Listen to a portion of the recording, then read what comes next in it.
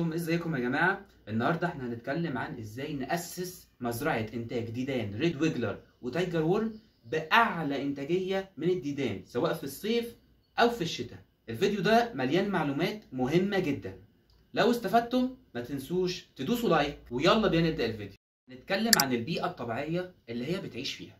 هي اولا بتعيش فين؟ هي بتعيش في غابات اوروبا. طيب بتعيش في الطبقه السطحيه اللي هي اول 15 سنتي من التربه، وبتعيش في الاماكن المظلمه. والريد ويجلرز والتايجر وورم دايما بتتجمع في الاماكن المليئه باوراق الشجر وروث الحيوان المتحلل. درجه الحراره مهمه جدا. درجه الحراره اللي هي بتحتاجها عشان تعيش بتبقى من 10 ل 27 عشان تعيش. طب احنا دلوقتي مش عايزينها تعيش وبس، لا ده احنا عايزينها تعيش وتتكاثر.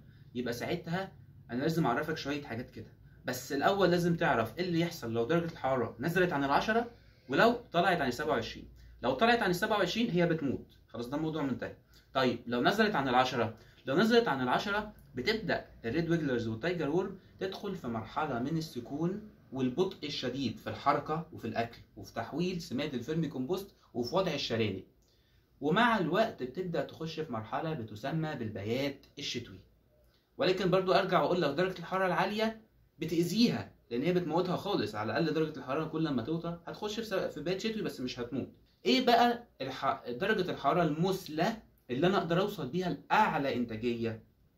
درجه الحراره المثلى من 15 ل 25. ولكن ارجع واقول لك في تجربه اتعملت في ايطاليا، وجابوا الريد ويجلرز وتايجر وورم وحطوهم على درجات حراره متنوعه.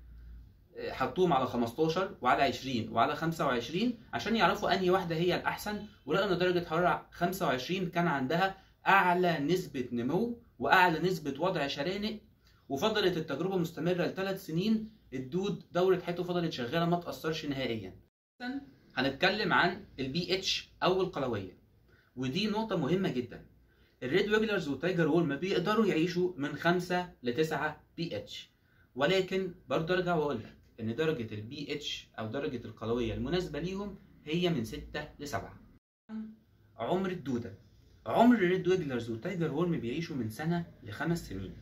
ولكن عمرهم ده بيبقى انديكيتور لهل انا شغال صح ولا غلط. يعني لو هو عاش معايا 6 شهور بس ومات، انا افهم على طول ان في حاجه غلط. طب لو انا كل حاجه مظبطه، ممكن يكون حاجه زي الرطوبه او البي اتش مش متظبطه. فارجع واقول لك ان انت تبقى عارف عمر الدوده ده مهم جدا عشان تعرف انت شغال صح ولا شغال غلط. الاضاءه، لازم تعرف ان الريد ويجلرز وتايجر وورم ما عندهمش عيون حقيقيه، ولكن هما بيستشعروا الضوء عن طريق جلدهم. زي ما هما بالظبط بيتنفسوا برضو من جلدهم، هما بيستشعروا الضوء من جلدهم لان ربنا خلاهم يستشعروه من جلدهم عشان الشمس بتجيب لهم جفاف. فهم بيستشعروا الإضاءة البيضاء والإضاءة الصفراء عن طريق جلدهم. طيب أنا أفهم من كده إيه؟ أفهم من كده إن لو أنا عايز أتعامل معاهم فأنا ممكن أستخدم نوع إضاءة غير الأبيض والأصفر.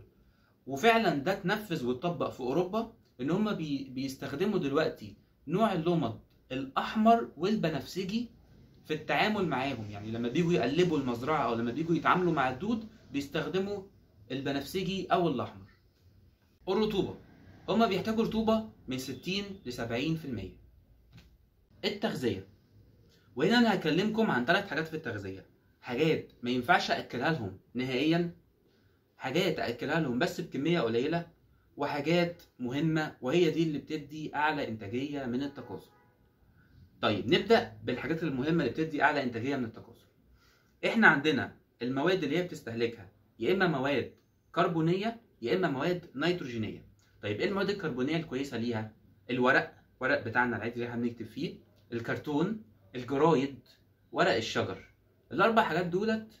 طبعا الكرتون ده يتضمن كل حاجه، كراتين بيض بقى، كراتين مش عارف ايه، اي نوع كرتون. ولكن برضو نبتعد عن اي كرتون فيه صبغه او فيه بلاستيك كتير.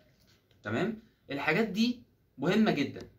طيب ايه بقى المواد النيتروجينيه؟ المواد النيتروجينيه باختصار شديد هي جميع انواع الخضر وجميع انواع الفاكهه وقشور البيض وتفل الشاي والقهوه. تاني حاجه هنتكلم عن حاجات اللي اغذيها بيها بس بكميات قليله. الا وهي الحمضيات بجميع انواعها. الحمضيات زي المانجا، السفندي، البرتقال، الليمون، الحاجات دي اغذيها منها بس بكميات قليله قوي. وحاجتين كمان، البصل والثوم. تمام. ايه بقى الحاجه اللي ما غذيهاش نهائيا؟ يلا بينا. اللحمه او اللحوم بجميع انواعها، العظم بجميع انواعه، الزيوت والدهون بجميع انواعها. بس كده. ال8 خطوات دولت هيبدا التكاثر عندك يزيد، وهيبدا الدود ان هو يوضع الشرانق. طيب الشرنقه بتاخد قد ايه عمال؟ الدوده قصدي بتبيض كام شرنقه، او بتضع كام شرنقه في الاسبوع؟ هي بتضع من 1 ل 3. طبعا لو انتوا عملتوا ال8 نقط اللي فاتوا ان شاء الله هتحط 3. تمام. كل شرنقه من ال3 بتحتوي على من 1 ل 3 دود. وبرده لو عملنا النقط اللي فاتت ان شاء الله هتحتوي على 3، وهتاخدوا اعلى انتاجيه منها. والدوده عشان توصل لسن البلوغ بتاخد 42 يوم، وتبدا تخش معاك في الدوره اللي بعدها. المعلومات دي مهمه جدا، بس التجربه الواقعيه الملموسه اهم. وعشان كده انا اشتريت ريد ويجلر وتايجر وورم، وعملت الكلام اللي انا قلت لكم عليه ده. وبالتالي انتم ان شاء الله هتتابعوا ايه اللي هيحصل، وازاي انا هقدر اعمل الحاجات دي. وان شاء الله في فيديو جاي هقول لكم طب انا قلت درجه الحراره تبقى 25، طب ازاي انا في عز الحر اظبط درجه الحراره على 25؟ ايه اللي انا بستخدمه؟ ايه التريكات اللي انا بعملها سواء في الحراره او في الرطوبه او في التغذيه او في كل اللي انا اتكلمت عليه ده، وازاي انفذه على ارض الواقع؟ ده ان شاء الله انا هقوله في الفيديو جاي، عشان مش عايز اطول وقت الفيديو ده. وقبل ما انهي معاكم الفيديو احب اقول لكم ان انا برضو هنا بعمل او بربي ديدان الميل وورم. ديدان الميل وورم يا جماعه اللي هي دي، ودي هي مصدر عالي جدا للبروتين، ودي ان شاء الله تحل او تقضي على ازمه البروتين اللي موجوده في مصر. تابعوا معانا القناه عشان تعرفوا كل جديد سواء في الميل وورم او في الريد ويجلر.